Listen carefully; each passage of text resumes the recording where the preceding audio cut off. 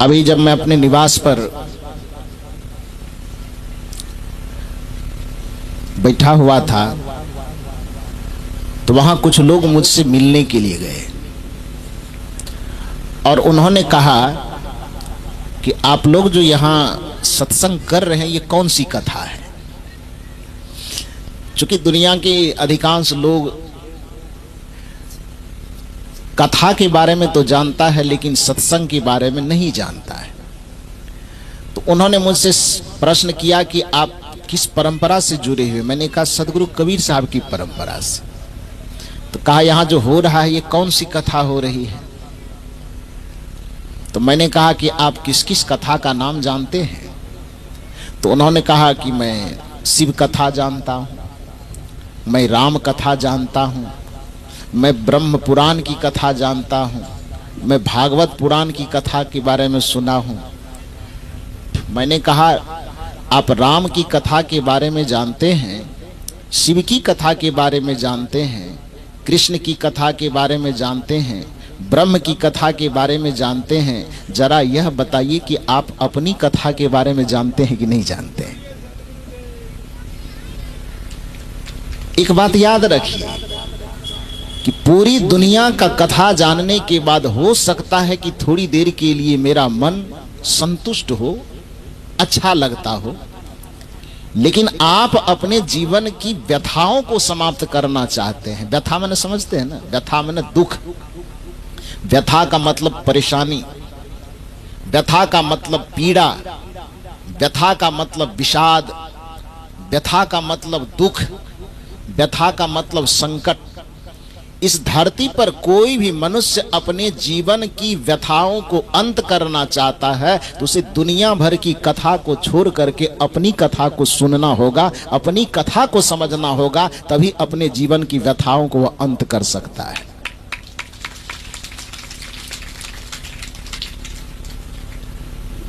राम जी की कथा राम जी के व्यथा का अंत करने वाला है। कृष्ण जी की कथा में क्या है कि पूरा जीवन श्री कृष्ण का संकट से भरा हुआ है। उन संकटों से निकलने के लिए कृष्ण ने क्या क्या कर्म किए, क्या क्या उपाय किए, वही तो कृष्ण की कथा है। श्री राम के जीवन में जब कोई संकट आया तो उन संकटों को मुस्कुराते मुस्कुराते उन संकटों से निकलने के लिए उन्होंने कौन सा कर्म किया, वही तो श्री राम की कथा है। भगवान शिव के जीवन में जब कोई पीड़ा आई, उन पीड़ाओं से, उन उलझनों से निकलने के लिए मुस्कुराते मुस्कुराते किस कर्म को उन्होंने जीवन चरित्र में उतारा, उसी आदर्श कथा का नाम तो शिव कथा है।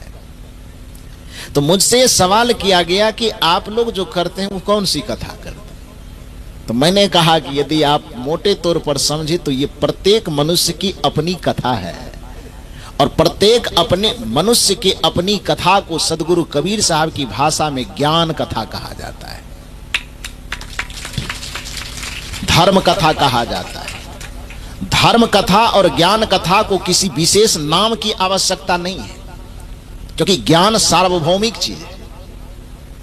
हो सकता है कि महादेव की कथा हम कहें तो मोहम्मद वाला उसको स्वीकार न करे, हो सकता है कि हम राम की कथा कहें तो रहीम वाला उसको स्वीकार न करे, हो सकता है कि हम श्री कृष्ण की कथा कहें तो करीम वाला उसको स्वीकार न करे, हो सकता है कि हम वेद की कथा कहें तो बाइबिल और कुरान वाले उस कथा को मानने के लिए तैयार न हो सकता है कि कुरान और बाइबिल की कथा कहें, गुरु ग्रंथ साहिब की कथा कहें तो वेद को मानने वाला उसको न माने, हो सकता है कि मैं मंदिर की कथा करूं तो मस्जिद वाले उसको न माने, अथवा मस्जिद की कथा करूं तो मंदिर वाले उसे न माने। लेकिन जब व्यक्ति की आत्मकथा होगी, जब धर्म कथा और ज्ञान कथा होगी और उसमें किसी मंदिर मस्जिद, किसी राम कृष्ण शिव का विशेषण उस कथा में नहीं लगेगा, तो उस ज्ञान कथा की आवश्यकता सबको है। इसलिए उस ज्ञान कथा से कभी किसी को विरोध नहीं होगा, उसमें समता आएगी, उसमें समानता आएगी, क्योंकि धर्म तत्व अपने आप में सार्वभौमिक तत्व है। हर चीज को व्यक्ति नकार सकता, लेकिन धर्म को नकार नहीं सकता। किसी भी पंथ का, किसी भी मजहब का कोई व्यक्ति होगा, अग्नि गर्म होता है, अग्नि के इस धर्म को कौन नकार सकता है? बर्फ शीतल होता है, इस सत्य को कौन नकार पाएगा? हिंदू नकारेगा कि मुसलमान? सिख नकारेगा कि ईसाई? चीनी मीठा होता है, इस धर्म को कौन नकारेगा? फूल सुगंध देता है, इस धर्म को कौन नकार सकेगा? सूर्य में प्रकाश छिपा हुआ है, सूर्य में प्रकाश का धर्म है, इस धर्म को कौन नकार सकता है? तो जब भी किसी वस्तु का धर्म होगा, सार्वभौमिक होगा, उसको कोई नकार नहीं पाएगा। उसी तरह से प्रत्येक आत्मा का अपना धर्म है, और आत्मा का धर्म किसी के जीवन में बाधक नहीं बनता। आत्मा के धर्म को कोई नकार नहीं सकेगा। वो आत्मा का धर्म है दया करना, आत्मा का धर्म है क्षमा करना, आत्मा का धर्म है एक दूसरे से प्रेम करना, आत्मा का धर्म है एक दूसरे के प्रति सद्भावना रखना, आत्मा का धर्म है प्राणियों पर करुणा करना, आत्मा का धर्म है एक दूसरे का सम्मान करना। और इस धर्म की आवश्यकता दुनिया में किसको नहीं है। मंदिर वाले धर्म की आवश्यकता हो सकती है कि किसी को हो और किसी को ना हो। मस्जिद वाले धर्म की आवश्यकता हो सकता है कि किसी को हो भी और किसी को ना भी हो। रामायण गीता वेद पुराण वाले धर्म की आवश्यकता संभव है कि किसी को हो और किसी को ना भी हो। लेकिन यदि आपसे पूछा जाए कि प्रेम रूपी धर्म की आवश्यकता धरती पे किसको है, क्या बताएगा आदमी? इसमें कितना प्रतिशत आदमी होगा धरती का आदमी जो कहेगा हमको प्रेम रूपी धर्म नहीं चाहिए? कितना प्रतिशत आदमी होगा जो कहेगा हमको दया रूपी धर्म नहीं चाहिए? कितना प्रतिशत आदमी होगा जो कहेगा कि हमको सद्भावना और सम्मान रूपी धर्म नहीं चाहिए? कोई नकार पाएगा क्या? प्रेम का धर्म सबको चाहिए। और सदगुरु कबीर साहब कहते हैं कि मैं जो उपासक हूं इसी प्रेम रूपी धर्म का उपासक हूं। दुनिया कहते हैं कि हम पोथी चाहिए हमें, कबीर साहब कहते हैं हमको पोथी नहीं चाहिए, हमको प्रेम चाहिए। और इसलिए कबीर साहब कहते हैं पोथी पढ़ पढ़ जग मुआ। कोई रामायण पढ़ करके जीवन गुजार रहा है, कोई गीता पढ़ करके जीवन गुजार रहा है, कोई शास्त्र पढ़ करके जीवन गुजार रहा है, कोई पुराण पढ़ करके जीवन गुजार रहा है। लेकिन कबीर साहब कहते तू शास्त्र पढ़ो मुझे कोई आपत्ति नहीं, तू पुराण पढ़ो मुझे कोई आपत्ति नहीं, रामायण पढ़ो, गीता पढ़ो, वेद पढ़ो, शास्त्र पढ़ो, कुछ भी पढ़ो, लेकिन सब चीज पढ़ने के बाद भी यदि तूने दया और प्रेम करुणा को नहीं पढ़ा तो तुम्हारा सब पढ़ा हुआ बेकार है। और जिसने कभी कोई पोथी पतरा नहीं पलटा लेकिन दूसरे के हृदय को पढ़ना जान गया, दूसरे के दर्द को पढ़ना जान गया, दूसरे की पीड़ा को पढ़ना जान गया और दूसरे के अंदर छिपे हुए दया करुणा और प्रेम को पढ़ना जान गया, वही सबसे बड़ा ज्ञानी है, वही सबसे बड़ा भक्त है, वही सबसे बड़ा धर्मात्मा है। कबीर साहब की दृष्टि में पोथी पढ़ पढ़ जग मुआ, पंडित भाया न को, ढाई आखर प्रेम का, पढ़े सो पंडित हो। जिसने ढाई आखर प्रेम तत्व को पढ़ लिया उसने ही जीवन को पढ़ पाया, उसने ही सत्य को पढ़ पाया। प्रेम को पढ़ने वाला व्यक्ति का जीवन स्वर्गमय होता है। राम का चरित्र क्या सिखाता है? राम कथा का सारांश प्रेम कथा ही तो है। आखिर राम के चरित्र में हम ढूंढते हैं राम के चरित्र में इतना रस क्यों है? क्योंकि राम के जीवन चरित्र में प्रेम छिपा हुआ है। माता पिता के प्रति राम जी के हृदय में प्रेम ही तो है, अपने भाई के प्रति हृदय में प्रेम ही तो है, जिस प्रेम के कारण राम जी को राजगद्दी भी छोटी लगती है, जिस प्रेम के कारण अयोध्या जैसा साम्राज्य भी राम जी को छोटा लगता है। उसे लगता है कि राज छूट जाए तो छूट जाए लेकिन भाई का प्रेम नहीं टूटना चाहिए। यह प्रेम ही राम को महान बनाता है, यह प्रेम का चरित्र ही राम कथा को महान बनाता है। श्री राम को लगता है कि राजा बनना नकारा जा सकता है लेकिन माता पिता के स्वाभिमान को नकारा नहीं जा सकता। माता पिता की खुशी के लिए यदि अयोध्या जैसे राम राज्य को भी ठोकर मारना पड़े, अयोध्या जैसे राज्य को भी फुटबॉल के तरह अलग हटा देना पड़े तो उस राज्य को भी अलग हटा देना चाहिए और माता पिता के सम्मान को कभी झुकने नहीं देना चाहिए। यही कथा राम जी के चरित्र को महान बनाता है। हम उन कथाओं को पढ़ते तो हैं, सुनते तो हैं, लेकिन क्या उन कथाओं को अपने जीवन में उतारने का प्रयास करते हैं? हमारे माता पिता हमसे एक गिलास पानी मांगते हैं तो एक गिलास पानी नहीं दिया जाता है, फिर भी हम दावा करते हैं कि हम राम जी के भक्त हैं।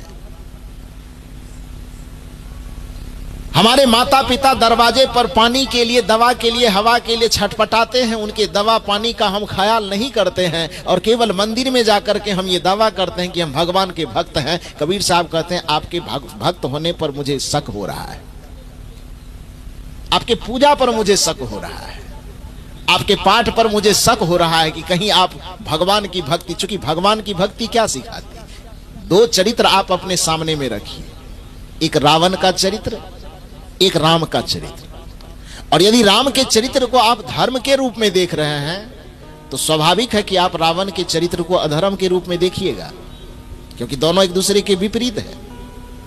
राम का चरित्र यदि आपकी दृष्टि में धर्म का चरित्र है तो राम का चरित्र क्या सिखाता है?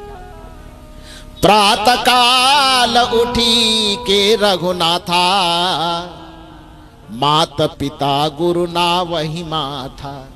ये धर्म का चरित्र यही सिखाता है कि प्रत्येक दिन प्रत्येक व्यक्ति का सबसे पहला कर्तव्य है कि सुबह जब उसकी आंखें खुले तो और किसी देवता का दर्शन करे न करे, सामने में है तो माता पिता और गुरु का दर्शन करके उनके चरणों में विनम्रता पूर्वक अपने शीश को झुका दे। यह है धर्म कथा, यही है राम कथा, यही है कृष्ण कथा, यही है शिव कथा।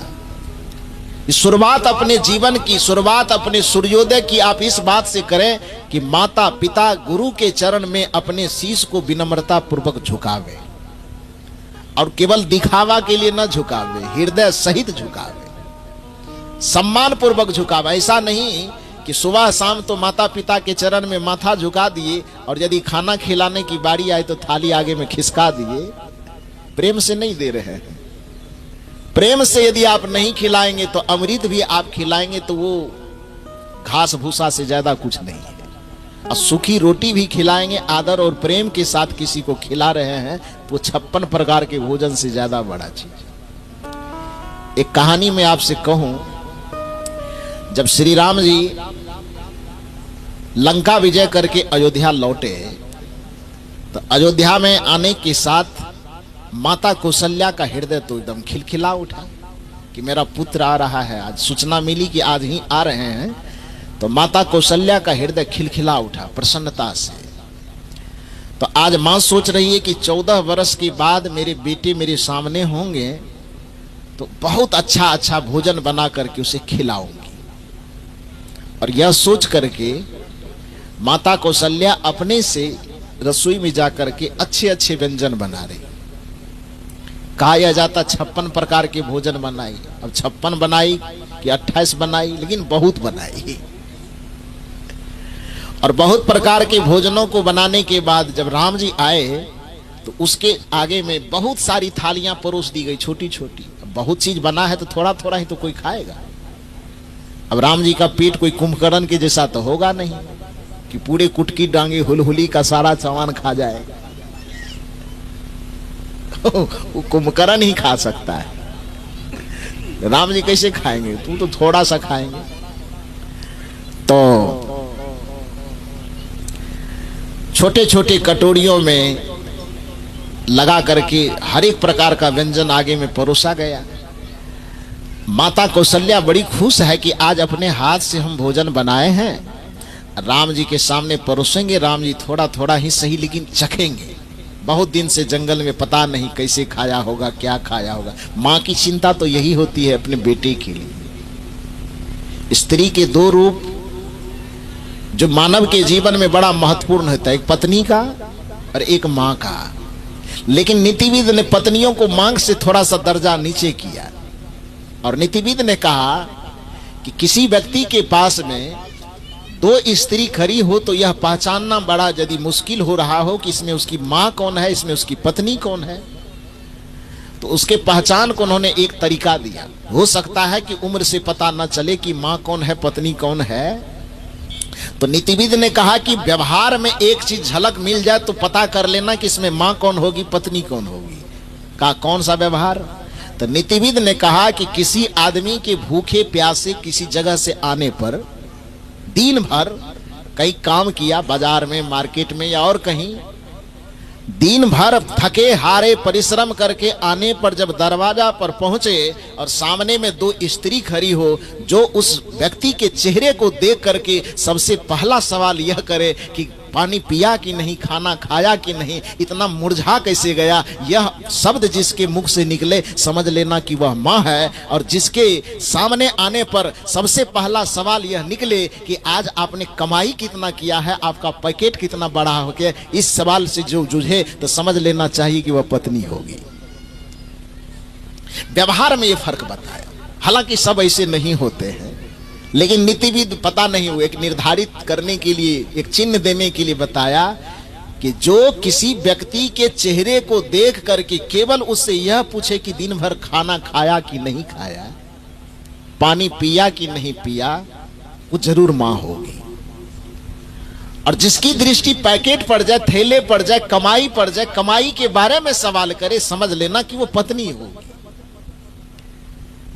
और माता कौशल्या श्री राम जी की मां कोई साधारण मां तो है नहीं, मातृत्व शक्ति से भरी हुई मां है कौशल्या। कौशल्या होना सबके बस की बात नहीं है। और कदाचित यदि मां कौशल्या हो जाए तो उसके कोख से इस धरती पर राम को आने से कोई नहीं रोक सकता है। दुर्भाग्य है कि आज पिता कोई दशरथ बनने को तैयार नहीं, मां कोई कौशल्या बनने को तैयार नहीं, लेकिन सब अपने अपने बेटे को राम के रूप में देखना चाहते हैं। राम के रूप में आपका बेटा होगा, लेकिन पिता और माता का जो दायित्व है उस दायित्व को दशरथ और कौशल्या की तरह निभाना शुरू कीजिए। हो सकता है कि आप व्यक्ति के रूप में कौशल्या ना हो। गड़बड़ा जाएगा आवाज भाई। हेलो, इसको थोड़ा कम कीजिए। बोलिए सदगुरुदेव की। तो मैंने आपसे निवेदन किया कि कौशल्या व्यक्ति के रूप में हम बने कि न बने, व्यक्तित्व के रूप में, आदर्श के रूप में हमको कौशल्या बनना चाहिए। और व्यक्तित्व के रूप में कौशल्या बनने के लिए हमें अयोध्या जाने की आवश्यकता नहीं। कौशल्या का मतलब ही होता है जो अपने समस्त दायित्वों में कुशल हो, उसको कौशल्या कहा जाता है। एक बेटी के रूप में आपका जीवन है तो कुशल होकर के जीना शुरू कीजिए। एक बेटी को कुशलता पूर्वक कैसे जीना चाहिए, माता पिता के सानिध्य में। यदि आप एक बहन हैं तो आप इस चीज का स्मरण कीजिए कि एक बहन की भूमिका, एक बहन की कुशलता किस चीज में, किस प्रकार से बहन को जीना चाहिए कि वह कुशल बहन बन सके। यदि आप पत्नी की भूमिका में हैं तो आप अपने चरित्र में ऐसी कुशलता को अपनाइए कि एक अच्छी पत्नी बनने की भूमिका आपकी तैयार हो सके। यदि आप मां के चरित्र में जी रहे हैं तो अपने मां के चरित्र में ऐसी कुशलता को समाहित कीजिए कि धीरे धीरे धीरे एक सफल मां आप बन सके। आप तो आप एक स्त्री के जीवन की जितनी भूमिका है, चाहे वह बेटी की भूमिका हो, चाहे वह बहन की भूमिका हो, चाहे वह पत्नी की भूमिका हो, कि चाहे मां की भूमिका हो, जीवन के इन चारों भूमिकाओं को जो कुशलता पूर्वक जीने की क्षमता रखता है उसका नाम चाहे कुछ भी रहे, उसी को कौशल्या कहा जाता है। और जिसने इस कुशलता को जीवन में धारण कर लिया उसके कोख से राम आएंगे ही आएंगे, उसके कोख से इस धरती पर राम को आना पड़ेगा। क्योंकि पिता यदि दशरथ बन जाए और माता यदि कौशल्या बन जाए तो फिर पिता दशरथ और माता कौशल्या के संजोग से जिस संतान की उत्पत्ति होगी वह राम के जैसे ही होंगे। लेकिन आज धरती पर पुत्र को राम के रूप में तो सब देखना चाहता है, लेकिन कौशल्या बनना कोई मां नहीं चाहती।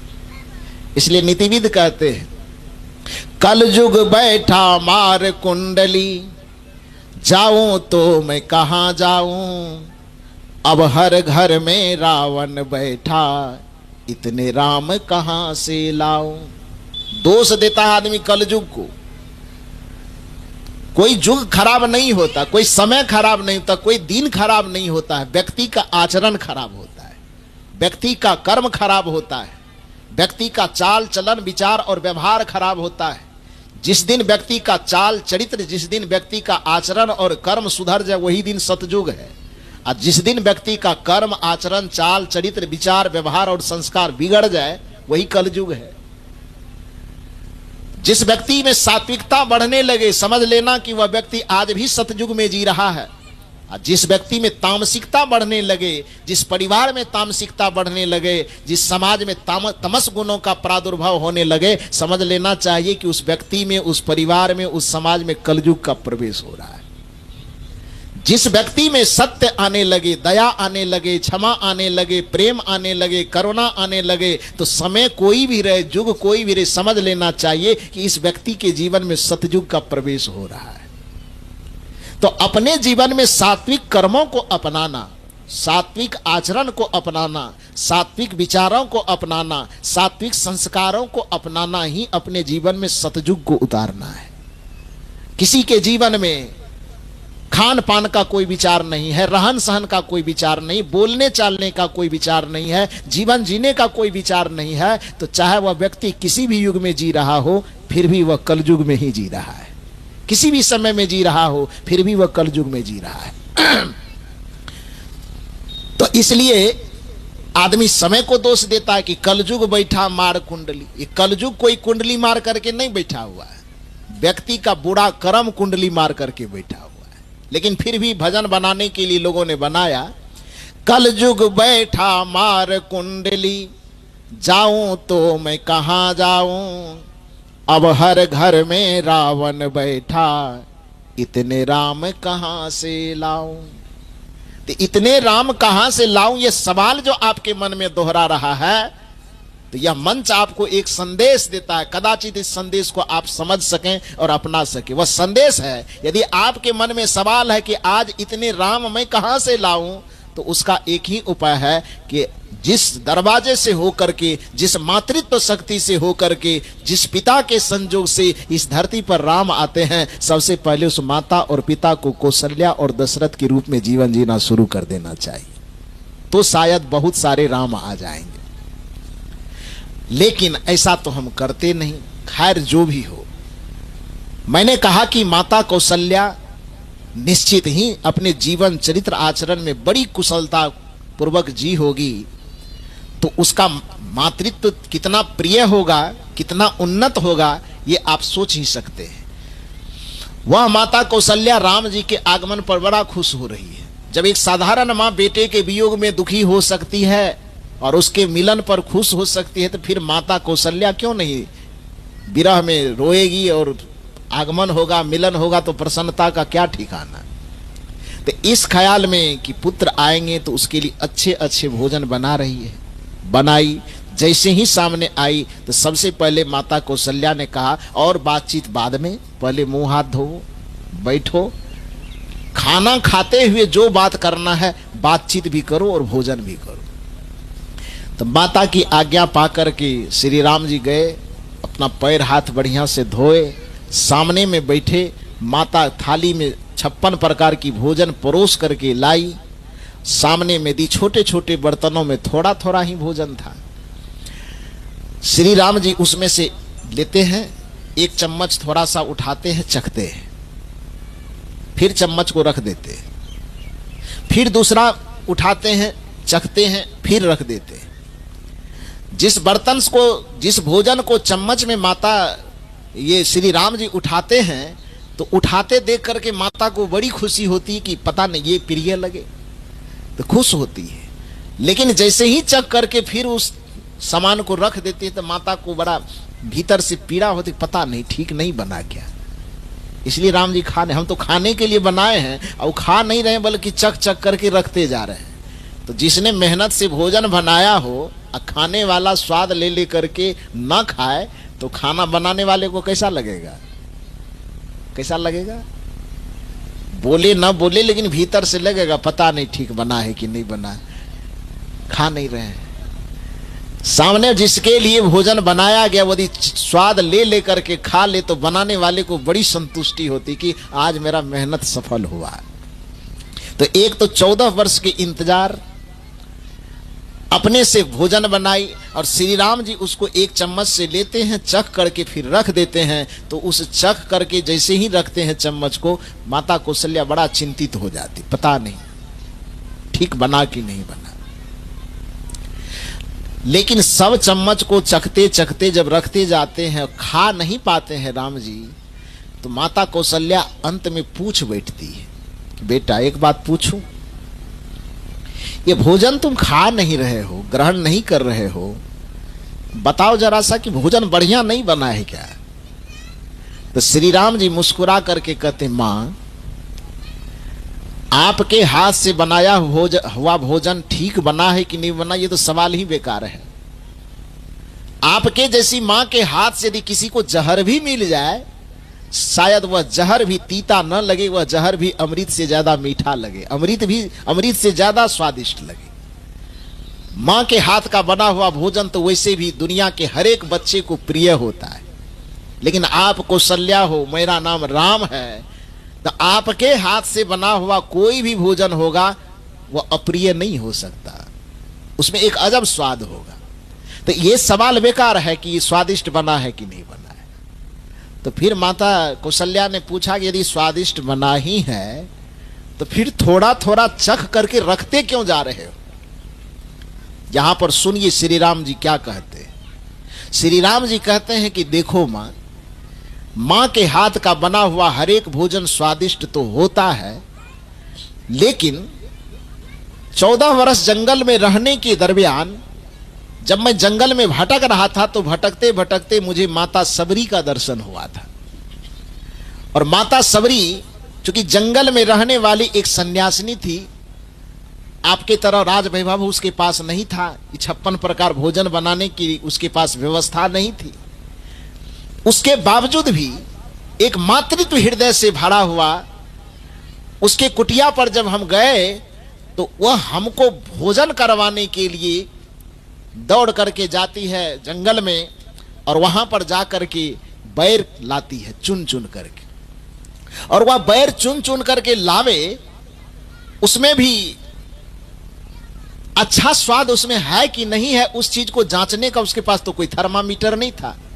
तो उस जांचने के लिए कि मेरे राम जो मेरे घर में आए हैं उसको गलत स्वाद वाला बैर न चला जाए, इसके लिए अच्छा अच्छा बैर, अच्छे अच्छे स्वादिष्ट बैर को चखने के ख्याल से प्रेम की भाषा में उन्होंने उस बैर को चख चख कर करके लाई कि कहीं कोई खट्टा वाला बैर न चला जाए। और उसके चखे हुए बैर को जो मैंने खाया था, उस बैर में तो बैर का जो स्वाद मिला वो मिला ही, लेकिन उस बैर में जो प्रेम और सहानुभूति का स्वाद मिला था, उस स्वाद को आज 14 वर्ष के बाद आपके इस थाली में खोज रहा हूं। लेकिन दुर्भाग्य है कि आपके भोजन में स्वाद तो बढ़िया मिल रहा है, लेकिन माता सबरी के बैर वाला स्वाद जो हमने पाया था वो स्वाद आपके भी थाली में हमको नहीं मिल रहा है। ये राम जी का दर्शन है कि राम जी की ये कथा प्रेम की ही तो कथा है कि सबरी के भोजन में स्वाद किस चीज का ढूंढ रहा है? प्रेम का स्वाद ढूंढ रहा है। माता कौशल्या के हो सकता है पुत्र के स्नेह का स्वाद उसमें होगा, स्नेह का स्वाद एक अलग है, प्रेम का स्वाद एक अलग है। और प्रेम एक ऐसा चीज है, सबरी के जूठे भैर की भी महिमा शास्त्रों में क्यों गाई जाती है? क्योंकि वहां पर वो जूठा होना या ना होना नहीं दिखाई देता, वहां पर प्रेम तत्व दिखाई देता है। सबरी और राम की घटना को थोड़ी देर के लिए छोड़ दे, एक सच्ची घटना मैं बताता हूं। एक छोटा सा बालक था और अपने पिता के गोद में था, वो सच्ची घटना है। तो छोटा बालक है, अपने पिता के गोद में है, तो किसी दूसरे आदमी ने उस छोटे से बच्चे के दोनों हाथ में सेब पकड़ाया। हम ही लोगों के पास जब मिलने के लिए कोई बच्चे लोग आते हैं तो जो प्रसाद होता तो उस हाथ में देते हैं ना, तो कहीं गया और उस बच्चे के हाथ में एक सेब दे दिया, तो बच्चा पकड़ लिया, उसका पूरा हाथ भर गया। छोटा छोटा हाथ तो होता है बच्चा का, तो हाथ भर गया। फिर दूसरा सेब लेके दूसरा दे, वो भी लपक के पकड़ लिया, अब दोनों हाथ उसका भरा हुआ है। तो उस बच्चे की मानसिकता को जांचने के लिए जो गोद में वो पिता उस बच्चे को लिया हुआ था, मानसिकता को जांचने के लिए वह पिता कहता है, बेटा तुम हमसे प्रेम करते हो? तो बच्चे ने सर हिलाया, हाँ पापा मैं बहुत प्रेम करता हूं। तो उसने कहा कि अच्छा मुझसे प्रेम करते हो तो एक सेब हमको भी दे दो। तो स्वाभाविक कुछ बात ऐसी होती है साइकोलॉजी बच्चे का कि वो प्रेम की भाषा वो अलग समझे, लेकिन सामान कोई किसी को देना नहीं चाहता है। देना चाहता है? नहीं देना चाहता। नहीं नहीं नहीं, ये सामान नहीं देंगे, मेरा है। बच्चे के अंदर ये जिद थोड़ा ऐसा होता है कि उसको लगता है कि जो खिलौना मिल गया, इस खिलौने पे मेरे अलावा किसी दूसरे का अधिकार नहीं होना चाहिए, जो कुछ है बस मेरा ही है। बच्चे के गोद में यदि अपने माँ के गोद में किसी दूसरे बच्चे को देख ले तो बच्चे को बच्चा सब नोच पहुंच लेता है, नोचता है ना तब तो एक भाव उसका होता है। तो उस बच्चे से पिता ने कहा कि बेटा हमसे प्रेम करते हो? बच्चे ने कहा हाँ पापा प्रेम करते हैं। तो उसके मनोभाव को जांचने के लिए पिता ने कहा कि हमसे प्रेम करते हो तो ये एक सेब हमको दे दो। तो बच्चा क्या किया, वो हाथ में जो सेब था ना, एक हाथ में, उस सेब में दांत काट लिया। वो तो दांत काटा, वो तो पिता सोचा कि शायद इस हाथ वाला सेब हमको नहीं दिया, तो हो सकता है दूसरा वाला दे दे। तो दूसरे हाथ में जो सेब था, पिता ने कहा अच्छा ये नहीं दोगे, इसमें आप दांत काट लिए हो, नहीं दोगे तो दूसरे हाथ में जो सेब रखे हो वही दे दो। तो बच्चा जैसे ही देखा कि दूसरा वाला सेब मांग रहा है, दूसरे वाले सेब में भी दांत काट दिया वो। तो पिता को लगा कि दोनों सेब में ये दांत काट करके कहना यह चाहता है कि ये दोनों में से हम कोई आपको देने वाले नहीं है। पिता के मन में ये हुआ कि यही ये बच्चा कहना चाहता हो कि नहीं नहीं नहीं, दोनों सेब हम ही खाएंगे, इसमें से कोई सेब, प्यार करते हैं आपसे लेकिन हम सेब देने वाले आपको नहीं है। पिता के मन में ये भाव हुआ। बस जांचने के लिए चूंकि पिता यह पूछ रहा था कि प्रेम करते हो तो एक सेब हमको दे दो। अब बच्चे ने दोनों तरफ, पिता ने इशारा किया कि ये वाला दे दो तो उसमें दांत काट लिया, दूसरे वाला दे दो तो दूसरे सेब में दांत काट लिया। पिता के मन में हुआ कि बच्चा कहना चाहता है कि हम कोई सेब आपको देने वाले नहीं हैं। यह सोच करके पिता थोड़ा सा चिड़चिड़ाया और बच्चे को गोद से नीचे गिरा दिया। जाओ, नहीं लेंगे गोद में। एक सेब मांग रहे हैं तो सेब नहीं दिया जा रहा है, कैसे प्रेम करते हो? कोई प्रेम नहीं करते हो। थोड़ा नाराजगी दिखाया, बच्चे पर गिरा दिया, नीचे गिरा दिया। तो बच्चा रोते रोते तुतली भाषा में कहता है, सेब बढ़ाता है दाएं हाथ वाला। तो दायां हाथ वाला सेब बढ़ाया तो पिता पूछता है उससे कि जब ये देना ही था तो गिराने से पहले दे देता तो नहीं गिराते, चोट नहीं लगती ना। तो बच्चा तुतली भाषा में कहता है कि देना तो हम दोनों चाहते। स्पष्ट, हमारी आवाज स्पष्ट है, बच्चे की आवाज ऐसी नहीं है। बच्चे अपनी तुतली भाषा में कहता है कि जैसे मेरे प्रेम की परीक्षा के लिए आपने सेब मांगा पिताजी, देना तो हम दोनों चाह रहे थे। तो पिता ने पूछा जब देना दोनों चाह रहे थे तो दोनों में दांत काट करके जूठा क्यों किया? उस बच्चे ने कहा कि हमने जूठा नहीं किया, बल्कि इसको चख करके हम देखना चाह रहे थे कि मीठा सबसे ज्यादा कौन है, और जो सबसे ज्यादा मीठा होगा वही मैं अपने पिताजी को दूंगा, ये मैं देखना चाह रहा था। ये जूठा करने के ख्याल से मैं नहीं खाया। तो मेरे पास और कोई थर्मामीटर तो है नहीं कि 2 ठो मेरे पास है, और पिताजी पूछ रहे हैं कि मुझसे प्रेम करते हो तो कोई एक सेब दो। तो अब प्रेम की परीक्षा ही देना तो मीठा वाला परीक्षा देंगे ना। अब कोई खट्टा होगा वही दे दे, तो पता कैसे चले कि प्रेम करते हैं? अब वो खट्टा है कि मीठा है, इसको जांचने के लिए उस बच्चे के पास कोई थर्मामीटर तो है नहीं। एक ही थर्मामीटर है कि उसको चख के देखेगा तभी पता चलेगा कि खट्टा है कि मीठा है। पिता को अपनी मानसिकता से लगा कि ये शायद जूठा इसलिए कर दिया कि मुझे देना नहीं चाहता, और बच्चे का कहना है कि मैंने जूठा इस वजह से किया उसको कि मेरे पास जांचने का और कोई तरीका नहीं।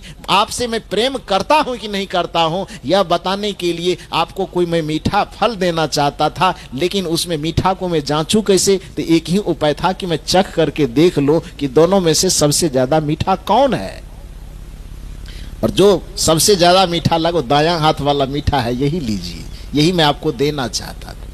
पिता जो उस बच्चे को गोद से नीचे गिराया था, फिर से उसको गोद में उठा करके उस सीने से चिपका लिया और पीछे से थपथपाया। आंख से पिता के आंसू चू गए। वही प्रेम तत्व है।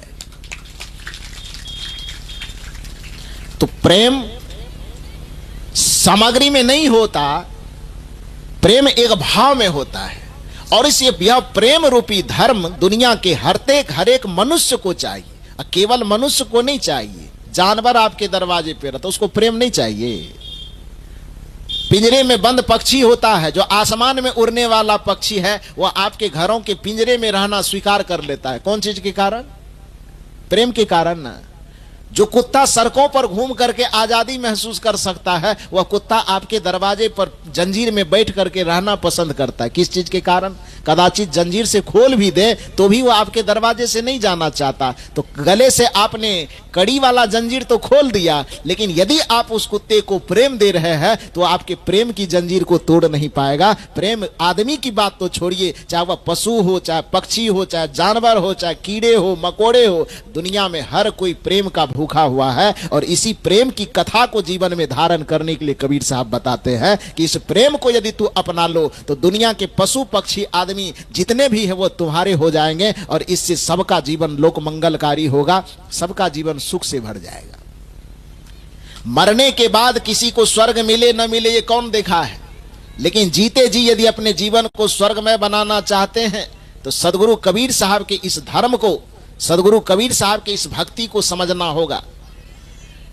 मरने के बाद स्वर्ग, मुक्ति, मोक्ष, वैकुंठ किसको मिला किसको नहीं मिला, इसका जांच पड़ताल कौन करने जाता है?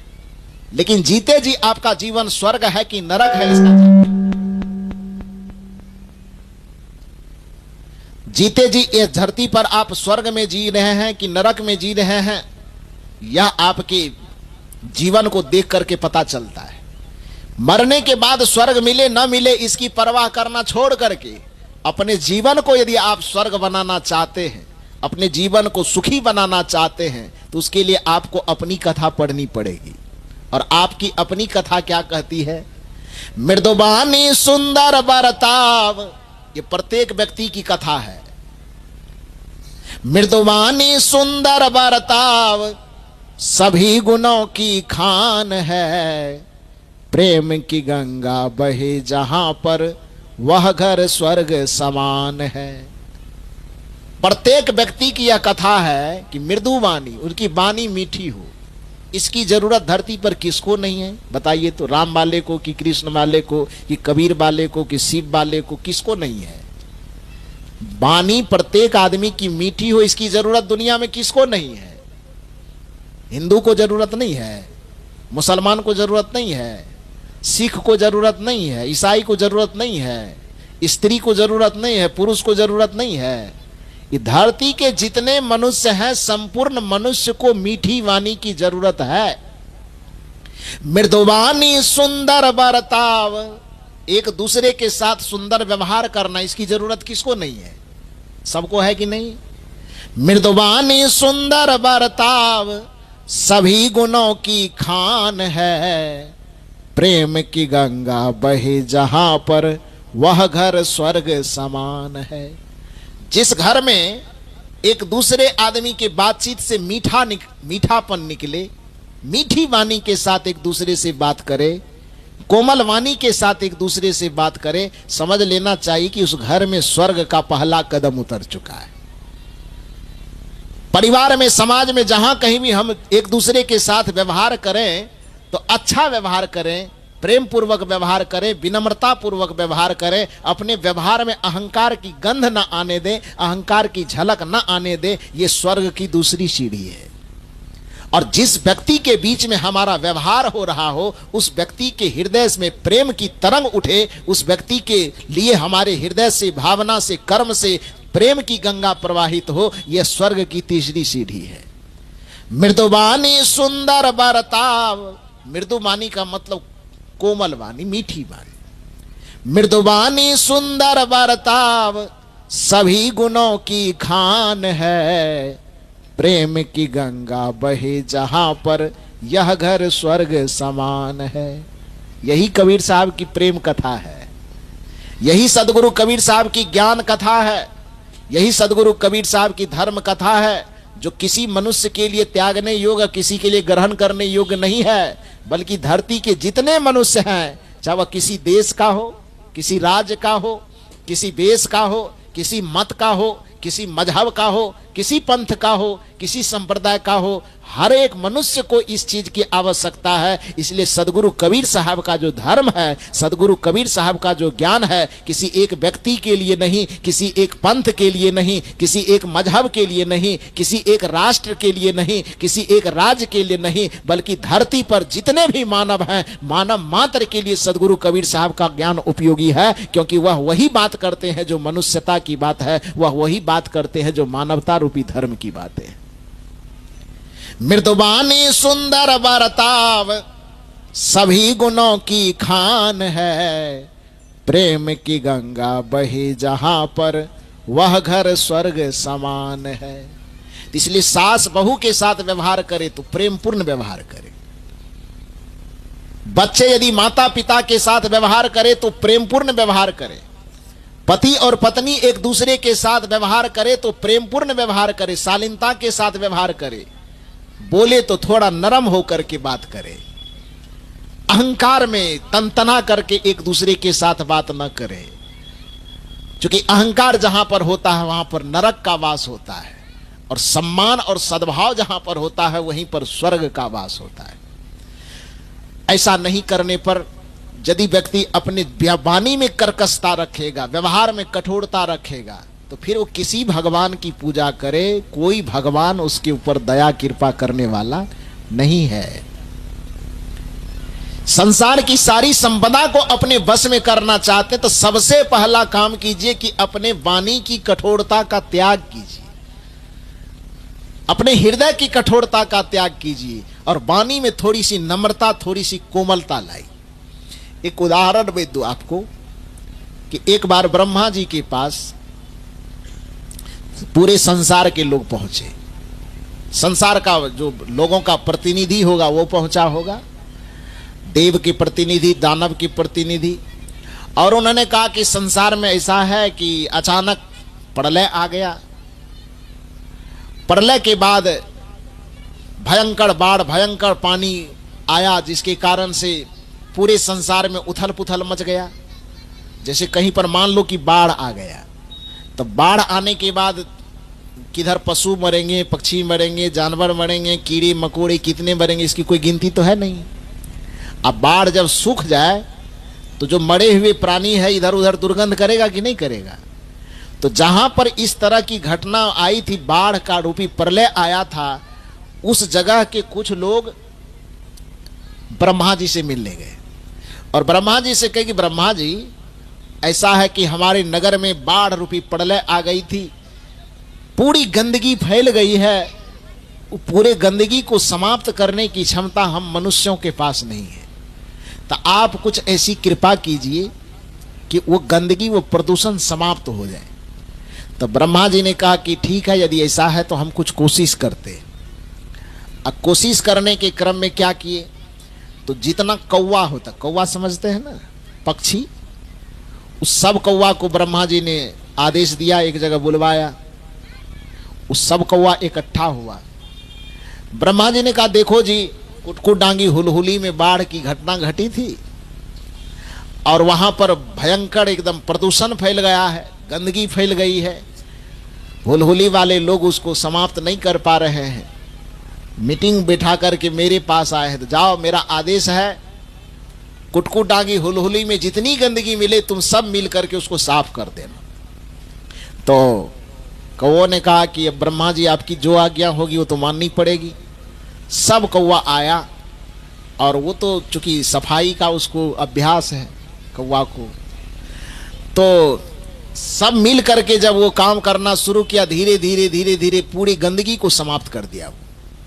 जब पूरी गंदगी समाप्त हो गई, फिर लौट करके सब कौवा जाता है ब्रह्मलोक। ब्रह्मा जी ने पूछा सब सफाई हो गई? सब कौवा ने कहा हाँ महाराज, सब सफाई हो गई। तो ब्रह्मा जी कहते हैं कि अब संसार के जो प्रतिनिधि हैं उनको बुला करके पूछना होगा। तो उनसे पूछा कि भैया ये लोग तो कह रहा है कि सफाई कर दिए, सब कौवा में कह रहा है, आप लोग बताइए आपके इलाके की सफाई हुई कि नहीं हुई? तो सबने कहा कि हाँ हाँ सफाई हो गई। लेकिन उसी में एक आदमी खड़ा हुआ, उसने कहा महाराज मैं क्या बताऊं, ये बात तो सच है कि पूरे इलाके की सफाई हो गई, लेकिन मेरा एक घर बचा रह गया, मेरे घर की सफाई नहीं हो सकी। तो उसमें कौवा का जो हेड था उसको बुलाया गया, इधर आइए। जब पूरे नगर के गंदगी को समाप्त कर दिए, पूरे गंदगी को साफ कर ही दिए, तो गांव में एक घर को क्यों छोड़ दिए? इससे क्या दुश्मनी थी बेचारे से? इसने कोई पाप तो नहीं किया, कोई अपराध तो नहीं किया, कोई गलती तो नहीं की कि सबका साफ कर दिए, एक आदमी का छोड़ दिए। क्या बिगाड़ा इसका जो छोड़ दिए? कौवा ने कहा कि महाराज, ये आदमी कुछ बिगाड़ा नहीं है, अलग से कोई पाप भी नहीं किया और इससे मेरी कोई दुश्मनी भी नहीं है। तो कहा जब कोई दुश्मनी नहीं, कोई गलती नहीं किया, तो इतना बताओ कि जब पूरे इलाके के गंदगी को साफ कर दिया, तो इसके घर की गंदगी को साफ क्यों नहीं किया? अब ध्यान से सुनिए। कौवा ने कहा कि महाराज क्या करें, पूरे नगर को साफ करते करते इसके घर के पास जब हम जाते थे साफ करने के लिए, तो वहां पर एक मेरी मजबूरी हो जाती थी। कहा क्या मजबूरी? कौवे ने कहा पहले इतना बता दीजिए कि हमारी पहचान क्या है। ब्रह्मा जी ने कहा तुम्हारी पहचान यह है कि तुमको कोई देखना पसंद नहीं करता है, तुमको देखने पर अपशगुन मानता है। कहा क्यों? कहा इसलिए तुम्हारी वाणी ककियाहट वाला है, कर्कश वाणी। और तुम्हारे ही नस्ल का जो दूसरा बिरादरी है कोयल, उसकी मीठी वाणी के कारण देखने में वह भी काली लगती है, लेकिन मीठी वाणी बोलने के कारण आदमी क्या करता है? उससे प्रेम करता है, और कौवा से नफरत करता है। कौन चीज के कारण? उसके शकल के कारण कि उसके वाणी के कारण? रहीम कवि ने कहा है कि कागा काको धन हरे, कोयल काको देत, मीठी वाणी बोल के जग अपनों कर लेत। इसलिए कबीर साहब ने दुनिया के लोगों को समझाया कि मीठा सबसे बोलिए, सुख उपजे चहुं ओर, वसीकरण यह मंत्र है, तजिए वचन कठोर। यदि पूरे संसार के सुख सुविधा को अपने मुट्ठी में करना चाहते हैं, तो सबसे बड़ा मंत्र कबीर साहब देते हैं कि एक वसीकरण मंत्र को तुम अपने मुट्ठी में कर लो। और वो वसीकरण मंत्र क्या है? तो मीठा सबसे बोलिए, सुख उपजे चहुं ओर, वसीकरण यह मंत्र है, तजिए वचन कठोर। नीतिविद कहते हैं कि जिस व्यक्ति को मीठा बोलने का मंत्र आ गया, यदि वह तीखा लगने वाला मिर्ची को भी बेचना चाहता है, सड़क के किनारे तीखा मिर्ची बेचने के लिए बैठ जाए, और यदि उसके वाणी में मिठास है, तो अपनी मीठी वाणी के कारण सड़क के किनारे बैठ करके भी तीखा मिर्ची को बेच सकता है, आसानी से बिक जाएगा। और यदि मीठा बोलने के लिए नहीं आता है, वाणी में मिठास नहीं है, और एसी में लगा करके यदि वह रसगुल्ला भी बेचना चाहे, तो उसका रसगुल्ला नहीं बिक पाएगा, सड़ जाएगा, कोई खरीदने वाला नहीं मिलेगा। क्योंकि रसगुल्ला मिठाई का व्यापार तो है, कर रहा है, लेकिन वाणी में उसकी करवाहट है, वाणी में कठोरता है। कठोर वाणी के कारण किसी का रसगुल्ला तक नहीं बिकने के लिए तैयार है, और मीठी वाणी के कारण कोई तीखा लगने वाला मिर्ची भी आसानी से बेच सकता है। इसलिए सबसे पहले व्यक्ति को अपने वाणी में सुधार करना चाहिए। यह कबीर साहब की कथा है, ये कबीर साहब की ज्ञान की कथा बताते हैं जो सबको जरूरत है, इससे कोई भेदभाव नहीं कर सकता। तो उस कौवा ने कहा कि मेरी पहचान क्या है?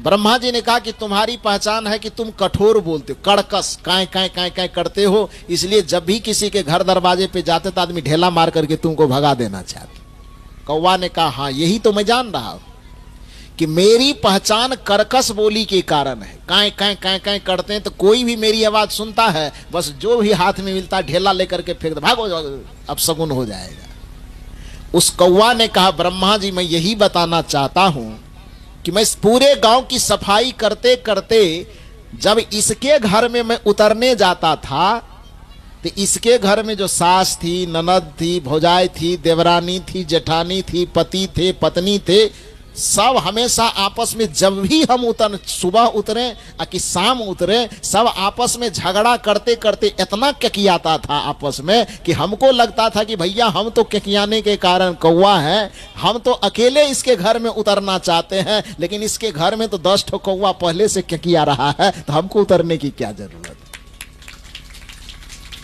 जब पहले से इस घर में ककियाने वाला 10 ठो कौवा मौजूद है, पति पत्नी आपस में प्रेम से बात करना जानता नहीं, एकदम कौवे की तरह ककिया रहा है। सास और बहू आपस में प्रेम करना जानता ही नहीं, एक दूसरे के साथ ककिया रहा है। ननद और भौजाई एक दूसरे के साथ प्रेम से बात करना जानता ही नहीं है, आपस में केकिया रहा है। तो जब पहले से सब 10-10 ठो कौवा इस घर में मौजूद है तो अपनी गंदगी अपने से साफ कर ले, हमको उतरने की क्या जरूरत है। ब्रह्मा जी ने कहा तुम्हारी बात में दम है। अब कल्पना करो कि आपके वाणी की कर्कशता के कारण जब आपके छप्पड़ पर कौवा तक नहीं उतरना चाहता है तो आपके घर में लक्ष्मी, सरस्वती, धन, दौलत, विद्या, बुद्धि उतरना पसंद करेगा? इसलिए सबसे पहले कबीर साहब यह बताना चाहते हैं कि आप अपने वाणी का सुधार करो, अपने विचार का सुधार करो, अपने आचरण का सुधार करो। यही कबीर साहब की धर्म कथा है, यही कबीर साहब की ज्ञान कथा है, यही कबीर साहब की प्रेम कथा है, जिस प्रेम कथा को अपनाने की आवश्यकता धरती के तमाम मनुष्य को है। इसलिए कबीर साहब का ज्ञान सार्वभौमिक होने के कारण कबीर साहब का ज्ञान मानवतावादी ज्ञान कहलाता है। कबीर साहब का ज्ञान किसी पंथ विशेष के लिए नहीं बल्कि धरती के तमाम मनुष्यों के लिए है।